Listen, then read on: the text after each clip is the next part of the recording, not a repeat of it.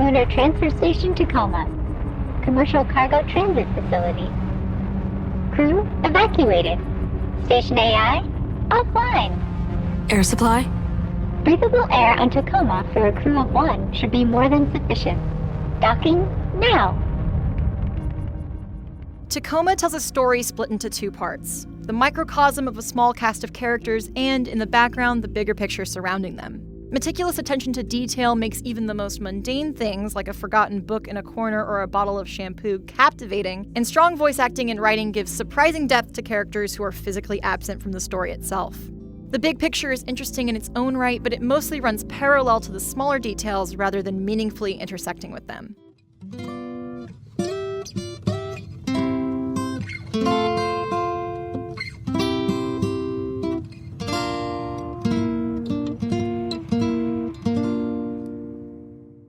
In Tacoma, you take on the role of Amy Ferrier, a subcontractor who is tasked with retrieving AI hardware and records from the Tacoma space station. Though the 6-person crew is gone, you're able to recover short, augmented reality recordings of their final days on the station. Interacting with these recordings comprises the majority of your time investigating Tacoma. You'll listen in on one conversation before rewinding and following different crew members through the same period of time.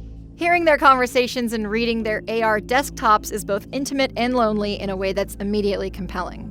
One of the first recordings you find involves the crew setting up for a party before an object strikes the station, rupturing the oxygen tanks.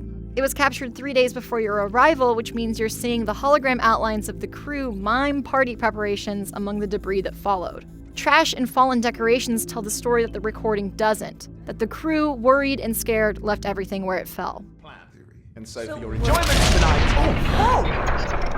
Whoa, what the hell was that? Odin, what was that? Debris has...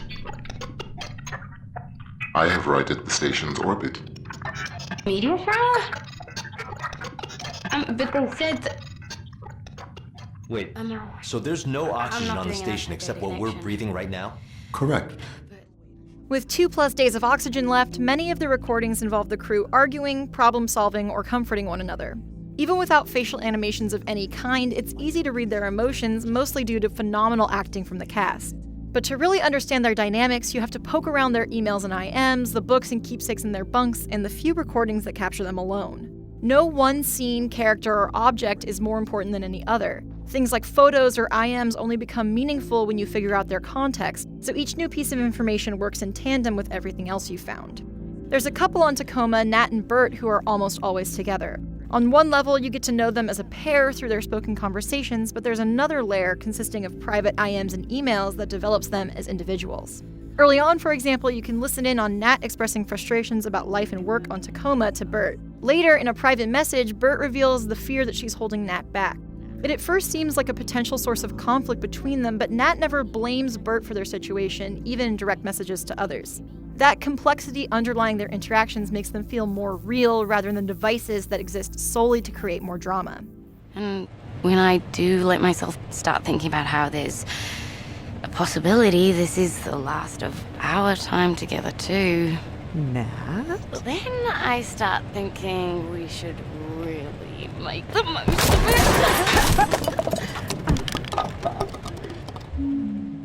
The station features an AI named Odin who serves as the main confidant for one of the crew members, Sarah. Artificial intelligence and the politics of automation are a huge source of conflict off the station, according to articles and emails you can find around Tacoma. Sarah's friendship with Odin is the main connection between the narrative on Tacoma and the bigger picture stuff outside of it, but it feels incomplete, like some of the details that could contextualize it further are missing. Part of that is your inability to access Odin's private thoughts, since he doesn't have anything like an AR desktop, but mostly it feels like the foundation isn't as layered as everything else in Tacoma. It's not that there's not enough information, but that it's underexplored until the end, which dulls the impact of an otherwise engaging story.